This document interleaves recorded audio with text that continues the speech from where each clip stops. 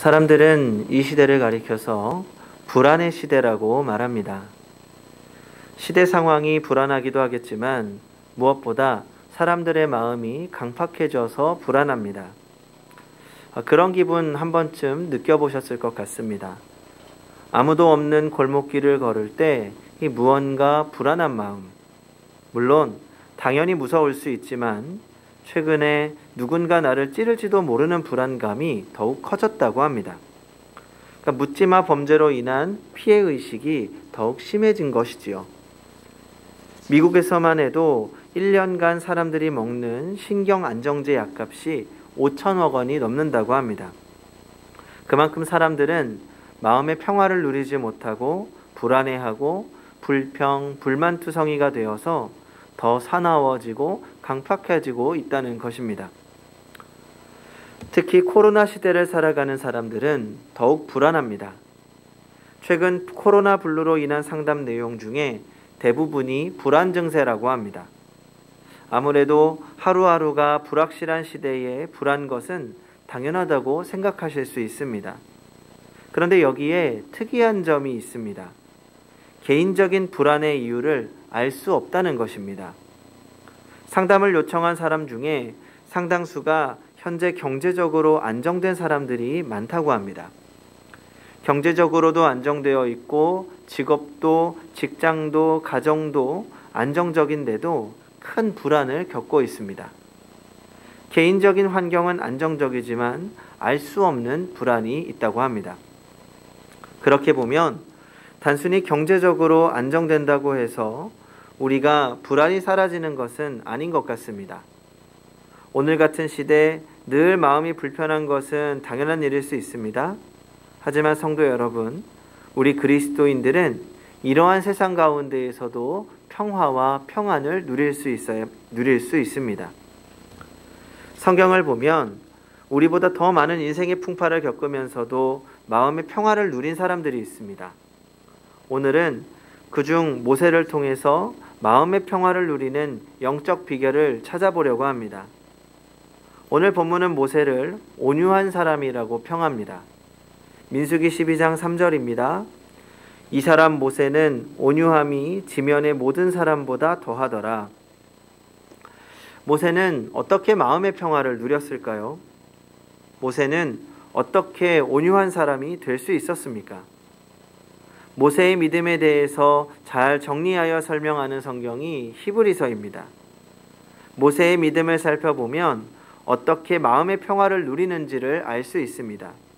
첫째로, 이 세상의 것에 너무 집착하지 말아야 합니다.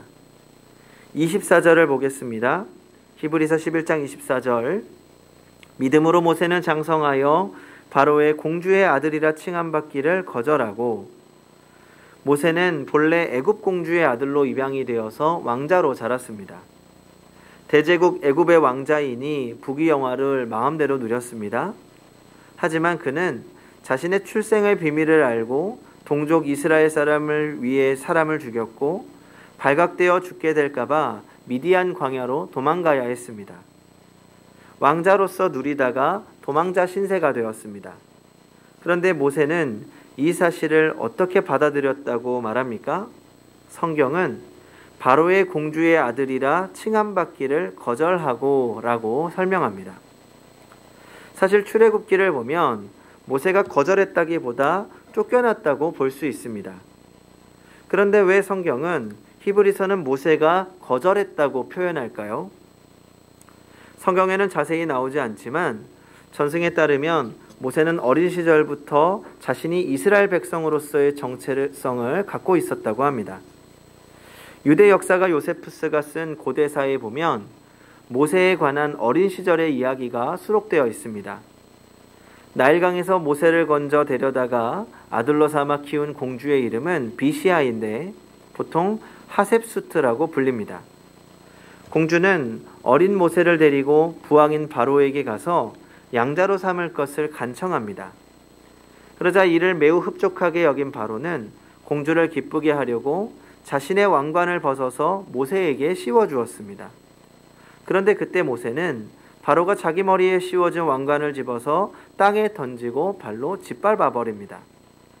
이것을 지켜본 애굽의 현자들은 장차 모세가 바로 왕의 권세를 발 아래 짓밟아 버릴 것이라는 이 불길한 생각이 들어서 당장에 그를 죽이기로 하고 한 가지 시험을 그에게 제안합니다. 그 시험은 어린 모세 앞에 보물단지와 불이 타오르는 석탄 항아리를 놓아두고 만일 모세가 보물에 손을 대면 죽이자는 것이었는데, 모세가 막 보물에 손을 대려는 순간 천사인 가브리엘이 그 손을 잡아서 뜨겁게 타오르는 석탄을 잡게 했고 모세는 손에 화상을 입었다고 합니다. 이 사실 구전으로 전승되어 왔던 이야기를 기록한 것이라 이 역사적인 사실로 단정하기는 어렵습니다. 하지만 모세가 어렸을 적부터 자신의 정체성에 대해서는 분명하게 인식하고 있었습니다. 바로는 모세의 이런 생각을 알고 있었고 이번 사건이 촉발되어서 모세를 죽이려고 했다는 것이죠. 그런데 사실 아무리 입양을 했어도 왕자는 왕자입니다. 관리를 죽였다고 해서 왕자를 죽인다는 것은 말이 되지 않습니다. 만약 모세가 거짓으로 둘러대거나 비시아 공주에게 사정을 이야기했다면 충분히 벗어날 수도 있습니다. 하지만 모세는 그 자리에 집착하지 않았고 미련 없이 버리고 떠났다는 것입니다. 그래서 성경은 모세가 도망친 것이 아니라 거절했다고 표현하는 겁니다. 모세는 왜 그 자리를 거절한 것입니까? 그동안 누리던 모든 것이 본래 모세의 것이 아니었기 때문입니다. 이 세상의 것에 집착하지 않을 때 우리는 마음의 평화를 누릴 수 있습니다. 사업이 잘 되면 얼마나 좋습니까? 하지만 불경기를 타면 잘 되던 사업도 하루아침에 망할 수 있습니다. 코로나 시대를 살아가는 우리가 경험하고 있는 일이지요. 그런데 이 망하는 것을 받아들이는 것은 어려운 일입니다. 그렇게 하루아침에 아파트 쫓겨나서 빚쟁이 신세가 되더라도 거기에 집착하기만 하면 자신만 망가질 뿐입니다. 이 세상의 것은 있다가도 없어지고 잘 되다가도 안 되고 그런 법입니다. 없어지더라도 집착해서는 안 됩니다. 갖지 못한 것에 대하여 집착해서도 안 됩니다. 모세가 왕자 자리를 버릴 때는 미련 없이 버렸듯이 이 세상의 것에 우리가 집착해서는 안 됩니다. 본래 내 것이 아니라는 믿음을 가져야 마음의 평화를 누릴 수 있습니다. 심지어 자식에게도 너무 집착해서는 안 됩니다. 이 자식에 대한 집착이 강한 것도 우상이 됩니다. 이 개그맨 이성미 집사님이 이런 간증을 했습니다. 한국의 엄마들은 자식들에게 너무 집착하는 것 같아요. 하루에도 몇 군데씩 학원을 다니게 하면서 그렇게 공부를 시키는데 그게 정말 자식들을 사랑하는 길일까 하는 의문을 갖게 됩니다. 물론 저도 한때 그랬죠. 변하지 않는 아들을 보며 그게 다 아들 탓이고 내가 아들 때문에 힘들다고 느꼈어요. 하지만 그게 아니라는 걸 알았습니다.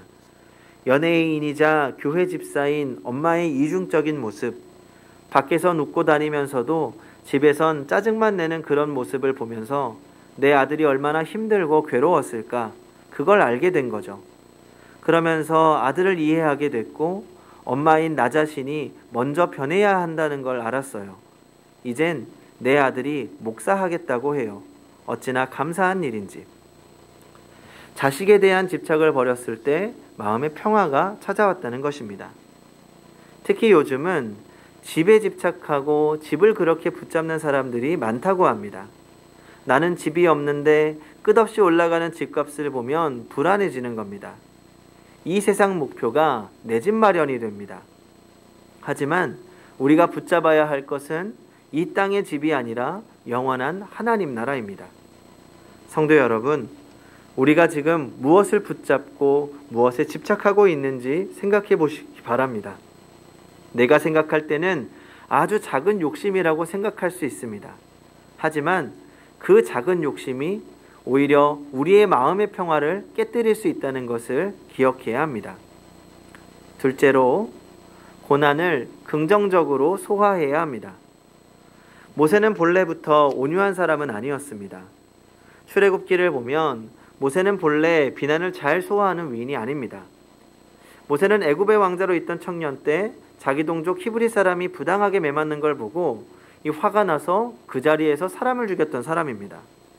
즉 모세는 열받으면 앞이 안 보이는 사람이죠. 그런데 그런 모세가 변했습니다. 모세는 200만 이스라엘 백성을 광야에서 인도하면서 얼마나 속 썩이는 일이 많았겠습니까? 조금만 힘들어도 이스라엘 백성은 애굽이 더 좋았는데 애굽으로 돌아가자 모세에게 대들고 불평합니다. 한 번은 애굽에서 나온 지 얼마 되지 않아서 백성들이 목마르다고 불평하기 시작합니다. 겨우 물을 찾았더니 물이 써서 마실 수가 없습니다. 그리고 이제 모세를 원망하는 거죠. 사람이 제일 화가 나고 섭섭할 때는 나는 충분히 상대방을 최선을 다해 배려했지만 그 마음을 보답받지 못할 때, 그 마음을 인정받지 못할 때입니다. 모세 입장에서는 구해주고 나니 보따리 내놓으라는 심정이겠지요. 옛날 모세라면 당연히 화를 내었을 것입니다.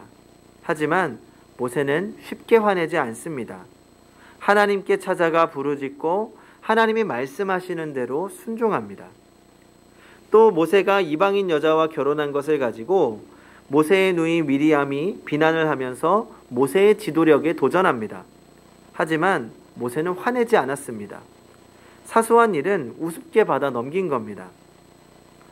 다혈질이었던 모세가 어떻게 마음의 평화를 누리는 온유한 사람이 되었을까요? 성경은 그 이유를 이렇게 말합니다.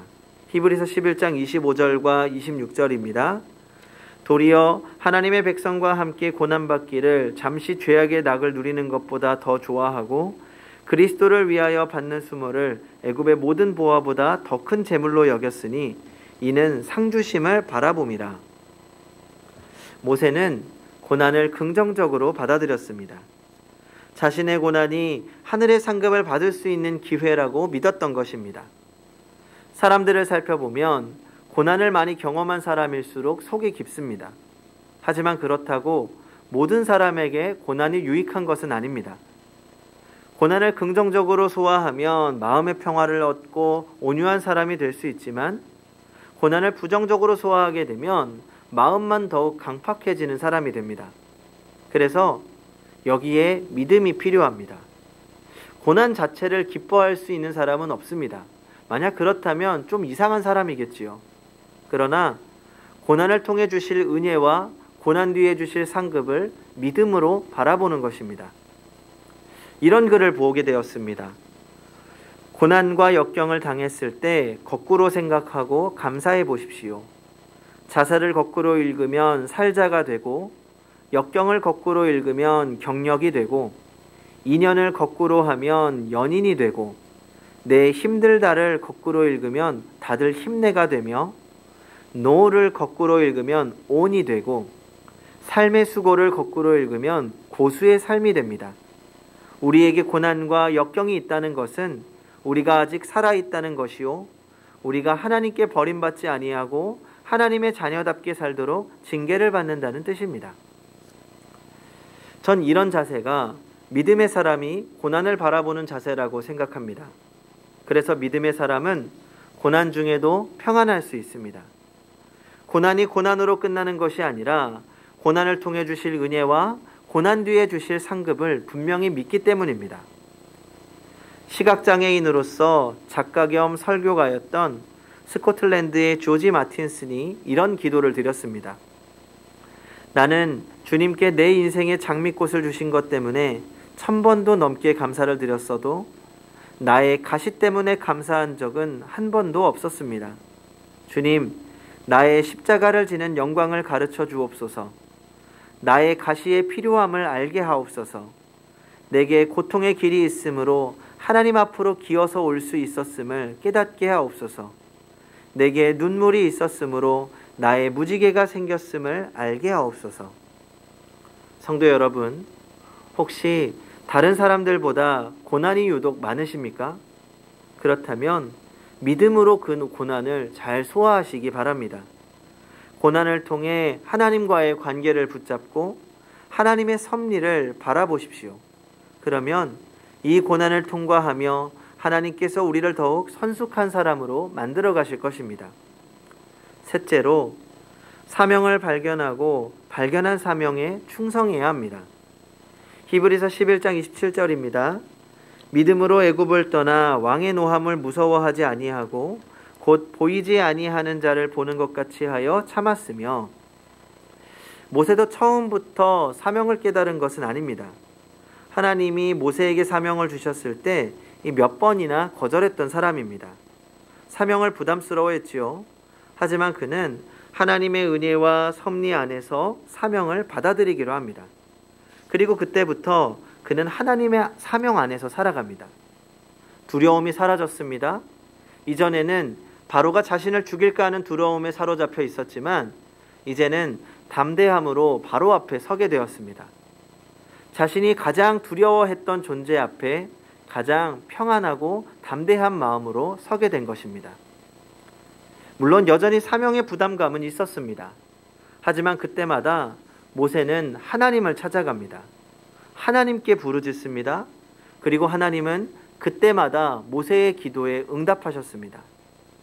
모세가 사명을 감당할 수 있는 은혜를 주셨고, 사명을 감당할 수 있는 능력을 주셨고, 사명을 감당할 수 있는 평안을 허락하셨습니다. 그래서 사명자에게는 하나님이 주시는 평안이 있는 것입니다. 박세록 장로님이라고 계십니다. 압록강변에서 탈북자들을 돕는 병원을 세워서 섬기는 분입니다. 이분이 쓴 책 가운데 사랑의 왕진가방이라는 책에 나오는 이야기입니다. 북한에서 배가 고파서 탈북한 한 여인이 있었는데 이 여인을 잘 돌봐주며 복음을 전했더니 이 여인이 다시 목숨을 걸고 두만강을 건너 북한으로 돌아가겠다는 것입니다. 이유는 성경을 배우며 어릴 적 할머니 손을 잡고 주일학교를 다닌 기억이 솟아오르면서 고향 사람들에게 복음을 전하고 싶어서 미치겠더라는 겁니다. 그래서 다시 두만강을 건넜는데 1년 동안 소식이 없더니 다시 찾아왔습니다. 그리고 와서 하는 고백이 두만강을 건너다가 경비병에게 붙들려 성경책을 가진 것이 드러나서 고문을 받게 됩니다. 그런데 손톱이 뽑히는 고문까지 받으면서 기절했다고 합니다. 그런데 정신을 차려보니 아픔이 사라지고 고문하는 청년 얼굴이 눈물 흘리고 있는 예수님 얼굴로 보이더랍니다. 그래서 그 청년의 목을 안고 한참을 울었습니다. 그리고는 강제수용소에 가서 3개월을 보내고 고향에 가서 전도하며 7명의 성도를 만들었다고 합니다. 그리고 교회 이름을 스데반 교회라고 지었습니다. 그래서 그 지하 교회를 계속 지도하려니 성경을 더 알고 싶어서 다시 목숨을 걸고 찾아왔다는 것이죠. 그리고 이렇게 말하더랍니다. 지금 나는 그 어느 때보다도 행복하고 평안합니다. 그리고 저는 이 평안을 내 고향 친구들에게 나누어 주고 싶습니다. 이 탈북 여인이 가장 두려운 상황 속으로 다시 들어갈 수 있었던 이유, 다시 겪게 될 고난 중에도 평안을 누릴 수 있었던 이유가 무엇입니까? 자신의 사명을 발견했고 감당했기 때문입니다. 그리고 사명을 감당하고자 하는 자에게는 하나님이 주시는 능력과 평안이 있습니다. 성도 여러분, 오늘 모세를 통하여 우리는 마음의 평안을 누리는 비결을 생각해 보았습니다. 이 세상에 집착하지 않고 고난을 긍정적으로 바라보며 하나님이 주신 사명을 감당할 때 그때 하나님이 주시는 평안이 있습니다. 그러나 이 모든 것을 가능하게 하는 것은 바로 믿음입니다. 믿음이 이 모든 것을 가능하게 하는 것입니다. 하나님 안에 믿음이 바로 세워질 때 우리는 그때 하나님이 주시는 평안을 경험하게 됩니다. 그러므로 불안한 시대 확실한 믿음으로 마음의 평안을 누리며 살아가는 성도님들이 되시기 바랍니다. 기도하겠습니다.